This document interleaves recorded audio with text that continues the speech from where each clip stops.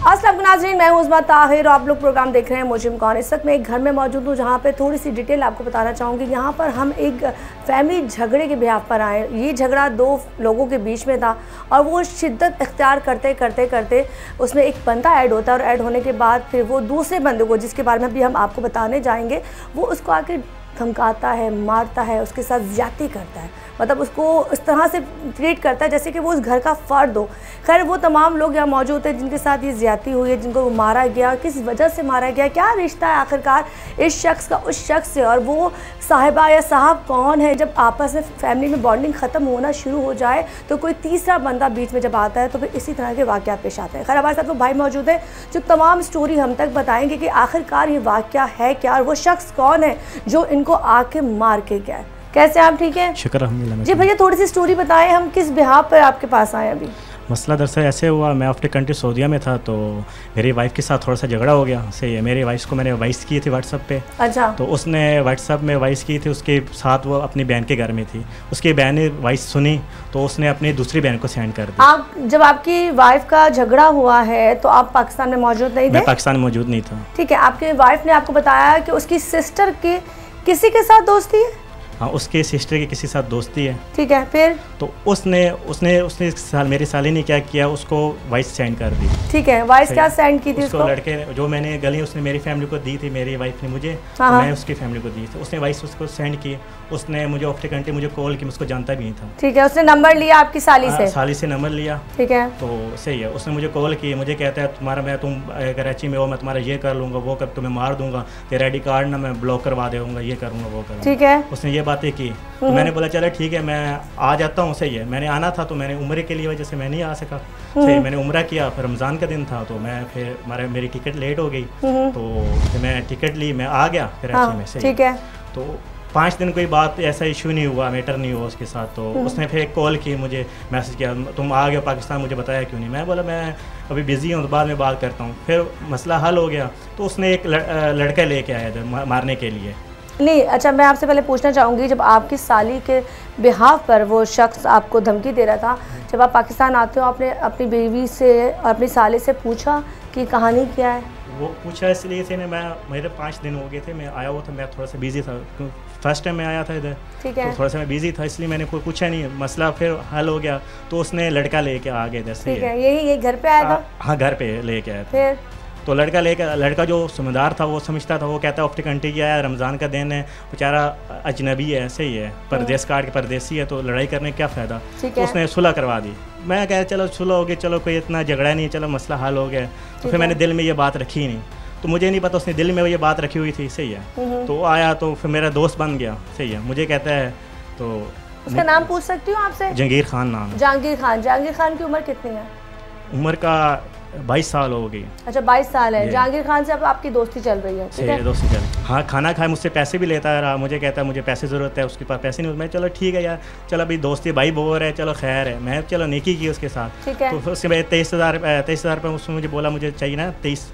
तो मैंने बोला चलो ठीक है, मैं उसको वो भी दे दिया। उसने ये बात तो मैं चलो मेरे जहन में ये नहीं था, वो कहता वापस कर दूँ। मैंने बोला चलो ठीक है, तो ये बात हो गई। तो मुझे पहले जब टाइम था उस टाइम मुझे धमकी, ये SHO मुझे ये जानता है, वो SHO जानता है, तुम आओ मैं ये करवाऊंगा, तो मैं ना ये इसके केस में अंदर डलवा दूंगा, चरस के केस में। सही, मोटरसाइकिल चोरी में इससे कोई करा के तुम्हारा अंदर करवाऊंगा। पैसे आपसे मांग रहा है, आपको केस पे भी अंदर करवाने की चक्कर में था। सही है, तो फिर मुझे ये कहता है तुम्हारे मैं ना दूसरा ये कर लूँगा, वो कर लूँगा। सही है, ठीक है, ये बात ख़त्म हो गई। तो मुझे नहीं पता था उस दिन, तो मैं आया रात को ना, ये इसने मुझे मैसेज किया, राजा चलो जाते हैं चाय पीते हैं। मैंने बोला चलो ठीक है, मेरे दिल में ये बात तो नहीं थी लड़के लेके आएगा मरवाएगा। ठीक है, तो मैं चाय पीने गया तो लड़कों ने पकड़ लिया मुझे। कितने लड़के थे? 4 लड़के थे। 4 लड़के थे। और कहाँ बुलवाया था उसने आपको? ये बलोच थाना नहीं है, बलोच कॉलोनी का थाना, उसमें सेंटर में साइड जो था चाय की चीजें थी, कोई ऐसे था जगह थी? नहीं, चाय का होटल है ना, उसके साथ दूसरी साइड कोने में, जो मतलब कोई लोग आ ही ना सके, फिर साइड में लेके गया। वो लड़कों ने मुझे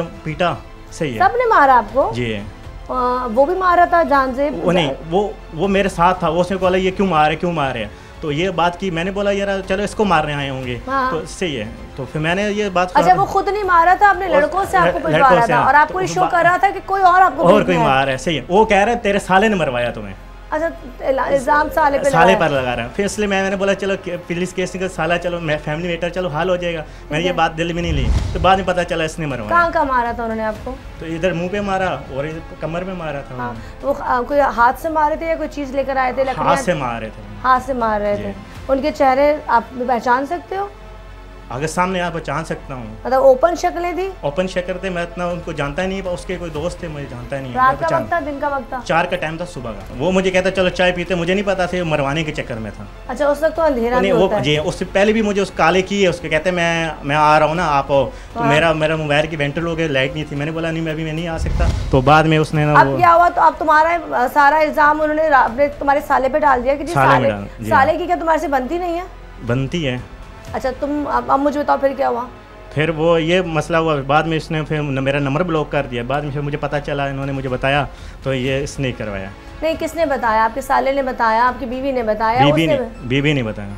अच्छा, बीवी ने बताया। आपने अपने साले से पूछा था साला कितना बड़ा है आपका? पूछा था उससे। फिर वो कहता है मेरा कोई लेना देना नहीं राजा भाई, तो मेरा कोई लिंक नहीं है, सही है, मैं आपका निमन खाया, आपके साथ मैं ऐसा नहीं कर सकता। ठीक है। अब उसके बाद जब तुमने उसको कॉल की तो नंबर ब्लॉक हो चुका था? हाँ, नंबर ब्लॉक हो। पता है वो कहाँ रहता है? जी पता है। अब तुम क्या चाहते हो? पुलिस के पास गए हो? ये पुलिस में दरखास्त मैंने दी हुई है। एप्लीकेशन दी है? कौन से थाने में दी है? ये बलोच कॉलोनी थाने में। बलोच कॉलोनी में। और कितने दिन हो गए और पुलिस ने क्या अब तक कारकर्दगी दिखाई है? ये मैंने रात को ही दे दी थी, तो अभी उन्होंने कुछ नहीं किया, कोई रिप्लाई नहीं उठाया उस बंदे को। अच्छा, अब बताओ वो बंदा अब रहता कहाँ है? मुझे थोड़ी सी हिस्ट्री बताओ। वो डिफेंस नहीं है, फेज 2 न्यू बलोच थाने के साथ है। किसके घर रहता है? अपना घर है? वो अभी वो हमारी साली के घर में है। आपकी साली के घर में है? आपकी साली ने उसको अपने घर में रखा हुआ है? तो मतलब उसके माँ बाप, उसकी अम्मी को और उसकी फैमिली को पता है इसके बारे में?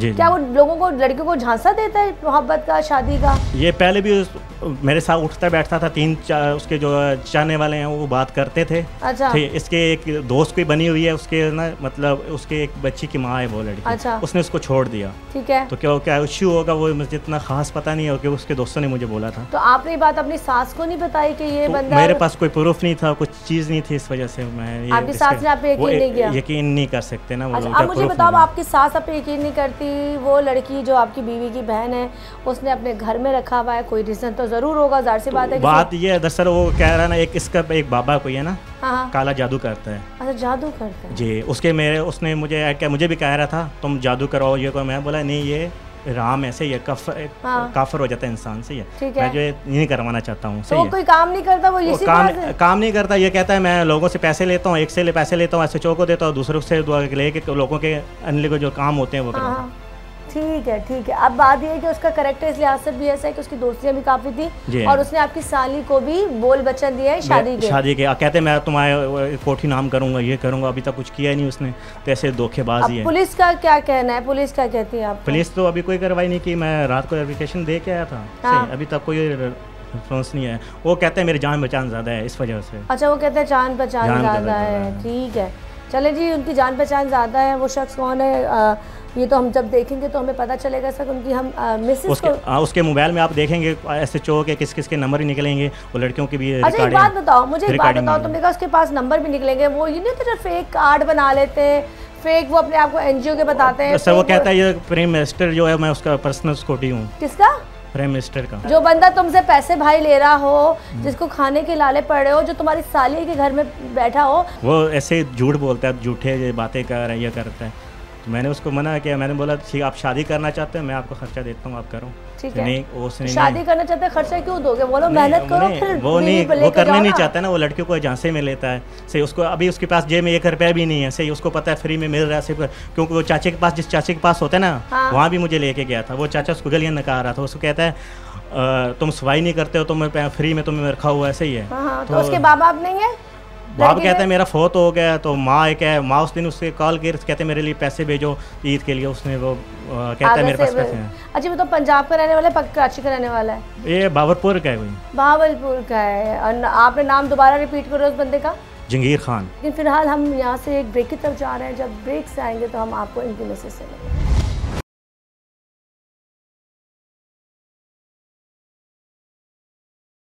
वेलकम बैक जी, दोबारा से हाजिर हूँ यहाँ पर। हमारे साथ वो साहिबा मौजूद हैं जिनकी वो बहन है। तो मैं आपसे थोड़ा पूछना चाहूँगी, आप लोग कितने बहन भाई हो? अस्सलाम वालेकुम। वालेकुम अस्सलाम। हम 6 बहनें हैं और 2 भाई हैं। अच्छा माशाल्लाह। तो वो कौन से नंबर पे है? वो 4 नंबर पे है। 4 नंबर पे, ठीक है। अब आप माशाल्लाह मैरिड हो चुके हो, वो मैरिड नहीं है? जी मैरिड नहीं है वो। ठीक है। अब आप मुझे बताओ ये कहानी कब शुरू होती है, आपकी बहन को उससे मोहब्बत कैसे हो गई? असल में यूँ हुआ था कि उनका व्हाट्सएप पे ही चैट होती रही है स्टार्टिंग में ना। ठीक है। तो व्हाट्सएप नंबर पे कैसे हुई? क्या फेसबुक पे, इंस्टाग्राम पे? ऐसे ही रॉन्ग नंबर। अच्छा रॉन्ग नंबर पे कॉल मिल गई? जी रॉन्ग नंबर पे कॉल मिली, तो वो उनको बड़ी बड़ी बातें करते रहे, फंसाते रहे बातों में। और मेरी सिस्टर थी वो मतलब इनकी बातों में आती रही। आपकी सिस्टर की उम्र कितनी होगी अभी? उनकी उम्र 22 साल है। अच्छा 22 साल। अब वो उनकी बातों में आ गई? जी वो उनकी बातों में आ गई और बस करते करते करते उनके रिलेशन को 1 साल हो गया। ठीक है। तो उसके बाद मतलब उनकी अच्छी खासी बॉन्डिंग हो गई थी मतलब के रिलेशन में। तो उसके बाद ये हुआ था कि मैं अपने हस्बैंड से बात कर रही थी, तो ज़ाहिर हस्बैंड वाइफ में नोकझोंक हो ही जाती है, ठीक है ना। तो मतलब सिस्टर पास बैठी हुई थी मेरे, तो बस वो सुन रही है कि ये जीजू क्यों गुस्सा कर रहे हैं, क्यों गालियाँ दे रहे हैं। तो मैंने बोला कोई नहीं, आपस की बात है। तो बस बहन है, ज़ाहिर है प्यार होता है, वो जज्बात में आके हाँ उसने कहा चलो कोई नहीं है, वो इनको समझा देंगे।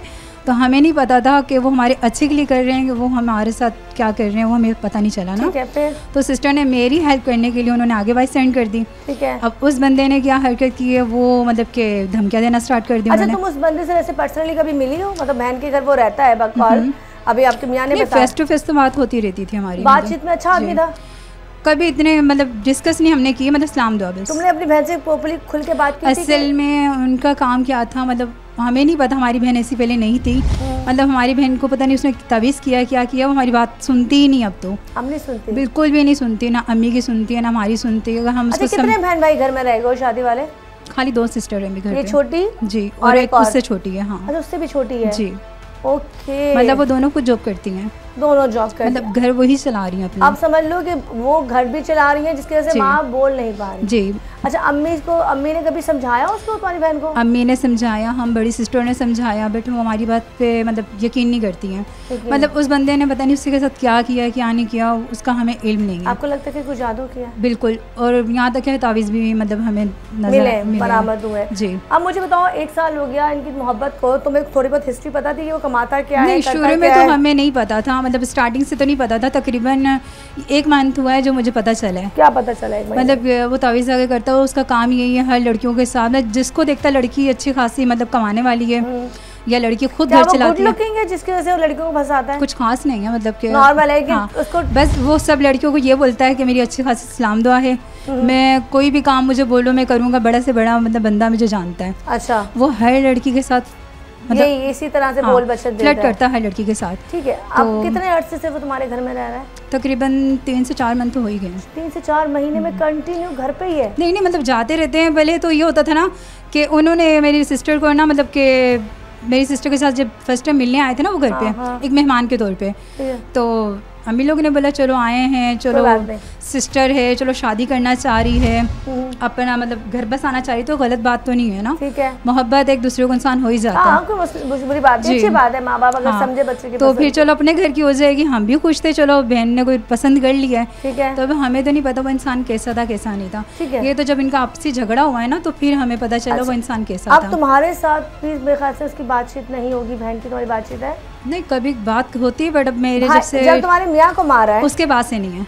तुमने फोन करके बताया? मतलब मैंने खुद ही उनसे बात नहीं की, लेकिन उसको बताया था कि तुम्हारे बंदे ने, तुम्हारे बॉयफ्रेंड ने आके मेरे मियाँ को कूटा है, क्योंकि वो उसका बॉयफ्रेंड है, उसका मियाँ मंगेतर नहीं है अभी। हाँ बिल्कुल। मैं उस टाइम वहीं पर थी, अपनी बहनों के पास ही थी। बहनों के पास ही थी? जी। पर मुझे ये इल्म नहीं था क्योंकि मैं दूसरी सिस्टर के घर पे थी ना, जब उन्होंने ये वारदात की थी तो मैं उस टाइम उनके पास नहीं थी। अच्छा, जब तुम्हारे मियाँ को मारा गया है, तुम्हारा मियाँ घर आता है तो कहाँ छोटे थे उसके? मतलब उनके शोल्डर पे लगी हुई थी। अच्छा। उनके फेस पे लगी हुई थी।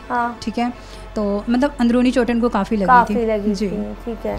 और उसके बाद तुमने क्लियर कैसे किया कि जी मारने वाला तुम्हारा साला नहीं है, तुम्हारा असल में उन्होंने ये हरकत की थी, मतलब कि खुद लड़के लेकर गए, इनके साथ मतलब मारपीट की और नाम मेरे भाइयों पे लगा दिया और ऊपर से इनको वर्गला रहे हैं, मतलब इनका दोस्त बन गए ना। मतलब तो वो ये चाह रहे थे, मतलब एक तरफ से वो मेरे लिए अच्छे बन रहे थे, एक तरफ से वो इनके लिए अच्छे बन रहे थे।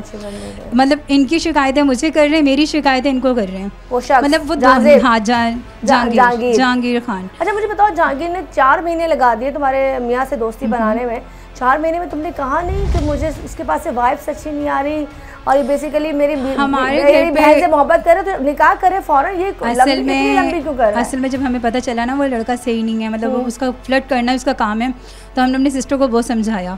अच्छा। तो उन्होंने मतलब हमारा जब थोड़ी सी आपस की झगड़ा हो गया था हस्बैंड वाइफ का, वो इनको उन्होंने यही कहा कि जिस तरह मैंने लिया ना उस लड़की को अपने हाथों में ताबीज़ करके, तो आप भी अपनी वाइफ के साथ ऐसे ही करो, फिर तुम जैसा बोलोगे वो वैसा करेगी। अच्छा जी। तो मेरे हस्बैंड ने बोला कि नहीं मैं गुनाह वाला काम नहीं करूँगा, ठीक है। तो अच्छा, जब आपके शौहर उससे मिलने जाते थे जहांगीर से, तो पता होता था मेरा शौहर उसके साथ जा रहा है? नहीं। और जब 4 बजे सुबह गया, ये बता के गया था तुम्हें मैं कहाँ जा रहा हूँ? नहीं नहीं, मुझे ये नहीं बताते थे इनकी आपस में क्या बात होती थी। असल में उनके फ्रेंड्स की होती है, वो बुरा मनाते हैं कि मेरे फ्रेंड्स बातें करते, तो इसलिए मुझे अच्छा नहीं लगता। मियां पे एतमाद है जी, मैं इसलिए नहीं ज़्यादा वो चेक करती। अब जो मसला होने जा रहा है, क्योंकि अभी आपके मियां को उन्होंने मारा है और यहाँ पे उन्होंने एप्लीकेशन दे दी, अब उनको उठा के लाया जाएगा, पूछा जाएगा सामने, जो भी माफ़ी तलाफ़ी अगर होगी तो अगर आपकी बहन आपसे नहीं मिलती तो आपको दुख नहीं होगा? नहीं, ऐसा तो कुछ नहीं होगा, क्योंकि असली जो वजह है वो तीसरा मर्द है, ठीक है। तीसरा मर्द निकल सकता है ना, अगर आप उसको उठाया जाए, पुलिस उसको उठा के लाए, तो तीसरा मर्द जब घर से निकलेगा तो आपकी बहन आपकी दुश्मन बन सकती है। असल में वो दुश्मन इसलिए नहीं बनेगी क्योंकि यकीन, देखो बहनों का यकीन कभी ख़त्म नहीं होता। तीसरा बंदा जो वर्गला रहा है ना, अगर जब हम उसके सबूत उसके सामने पेश करेंगे तो वो इस चीज़ के नहीं करेगी। आप चाहती है कि उसके सबूत पुलिस लेकर वहाँ तक पहुँचाए कि वो फ्लर्ट है, लड़कियों के साथ गलत करता है। हाँ, बहुत गलत करता है उनके साथ। और मैं नहीं चाहती कि देखो मेरी सिस्टर की भी लाइफ ख़राब हो, तमाम आगे सिस्टर की लाइफ ख़राब हो, हम नहीं चाहते हैं। हमारे यहाँ सामने आने का मकसद यही था कि हम आगे तक ये बात पहुँचाएँ। बिल्कुल। चले जी, यहाँ पे तमाम कहानी आप तक आ चुकी होगी। दोनों मियाँ बीवी बड़े प्यारे से कपल है माशाल्लाह, यहाँ मौजूद थे जिन्होंने से भी बोला है लड़कियाँ ट्रैप होती है, इसमें बुद्धि मोहब्बत कोई बुरी चीज़ नहीं है, मोहब्बत को गलत कहते ही नहीं है। दुनिया का सबसे खूबसूरत रिश्ता मोहब्बत है, किसी रंग में भी देख लो, लेकिन यहाँ पर वो मोहब्बत नहीं है, क्योंकि वो उसके घर में भी रह रहा है, उसके घर में आ जा भी रहा है, बाद में वो इसका भी दिमाग ख़राब कर रहा है, इसके शौहर का भी दिमाग ख़राब कर रहा है, दोनों तरफ वो नेगेटिव चीज़ें चला रहा है। अब इनके शौहर का यही कह रहा है कि पुलिस के पास एप्लीकेशन जा चुकी है, उसको उठाया जाए, उसका डेटा निकाला जाए, उससे पूछा जाए कि जी वो ऐसा क्यों करा, मुझे आखिरकार क्यों मारा। अच्छा जी, यहाँ से हम बलोच कॉलोनी पुलिस स्टेशन जा रहे हैं और वहाँ जाने के बाद हम मज़ीद जो कार्रवाई होगी वो आप तक लाएंगे, लेकिन इस ब्रेक के बाद।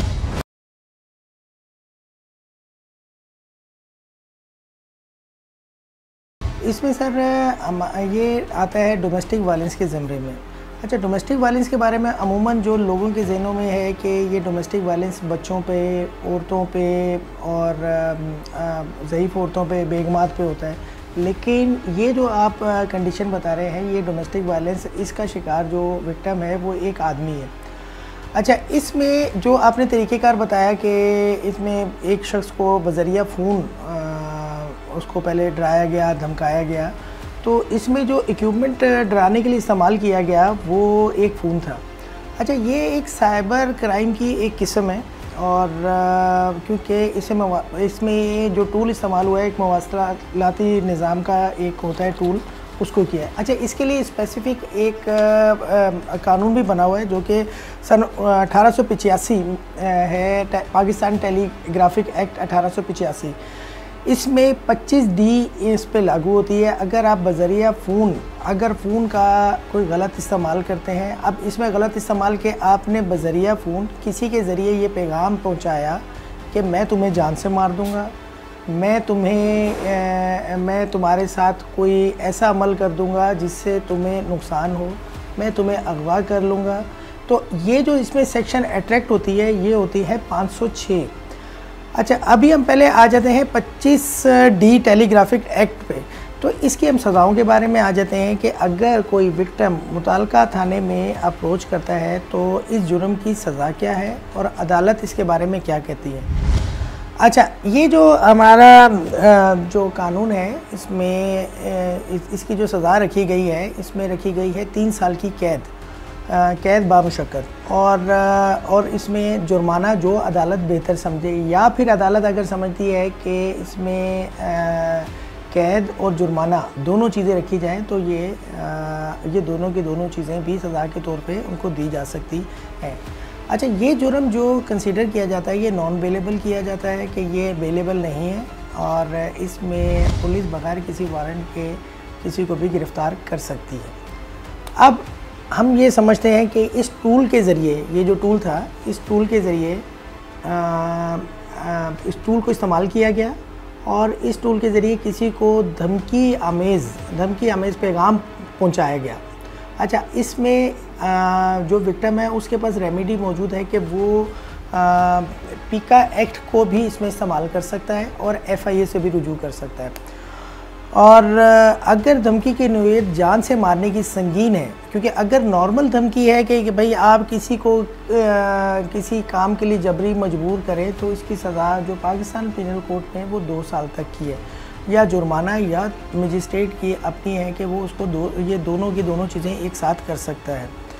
लेकिन अगर जुर्म किसी संगीन नोयत का हो, किसी को जान से मार देने का कहा जाए, या फिर ऐसा उधर जिससे उसको जानी नुकसान हो सके, तो इसकी ये जुर्म एक संगीन जुर्म हो जाता है जिसकी सज़ा 7 साल तक हो सकती है।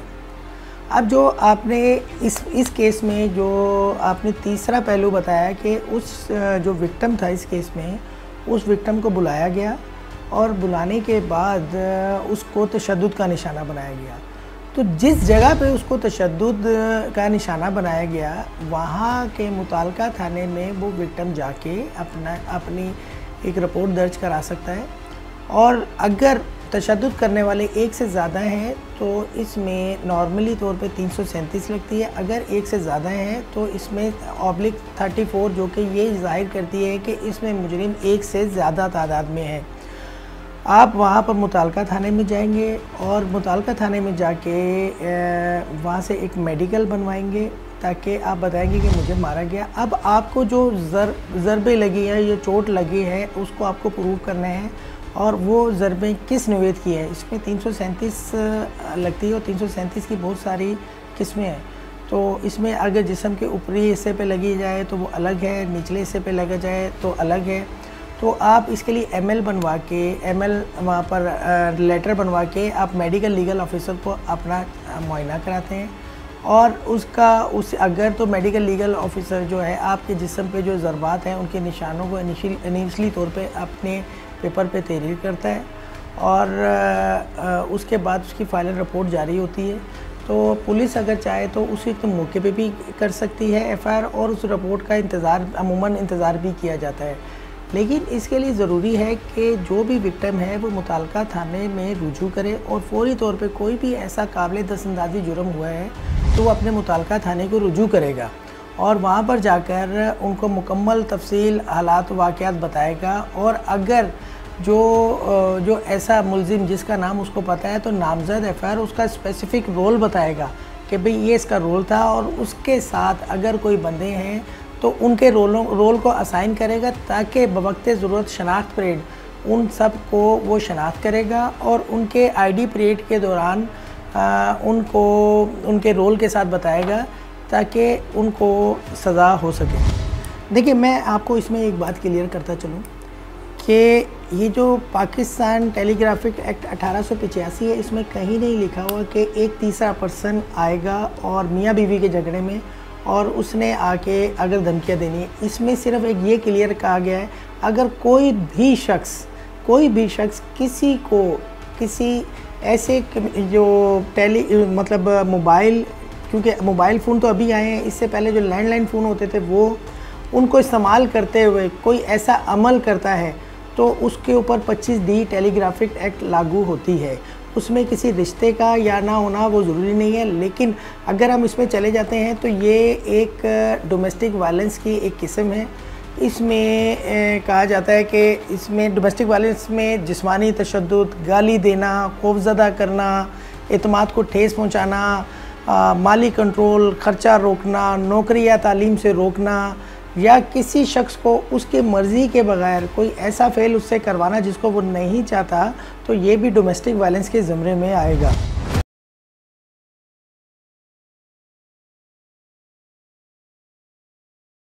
के बहुत सारे अवामिल होते हैं। कभी कभी ये आपके पास जीन्स के थ्रू भी आते हैं, जैसे आपने अपने वालिदैन को देखा तो उन जीन्स के थ्रू भी आते हैं। उसके अलावा जब बच्चा छोटा होता है, अगर वो बचपन से देख रहा है कि उसके वालिद जो है वो वालदा पे तशद्दुद कर रहे हैं, ये घर में लड़ाई झगड़ा चल रहा है, तो वो सीखता है। फिर ये बढ़ते जब बच्चा एक समझ लें कि बलूगत की उम्र पे पहुंचता है तो ये बड़ी नाजुक उम्र होती है जिसके अंदर आपको दोस्त मिलते हैं और कहते हैं कि इस उम्र में अगर दोस्त अच्छे मिल जाएं तो चीज़ें बेहतर हो जाती हैं।